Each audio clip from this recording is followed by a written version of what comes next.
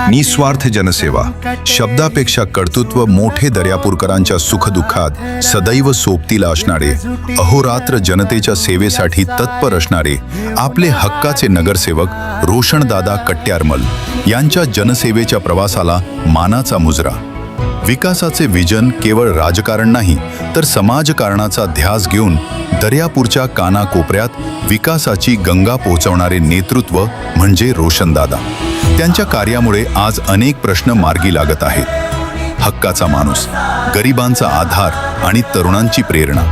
कोणत्याही वेळी कोणत्याही कामासाठी सहज उपलब्ध असणारे आमचे लाडके नगरसेवक रोशनदादा कट्यारमल हे जनसेवा हीच ईश्वर सेवा या धोरणावर काम करणारे एकमेव नगरसेवक.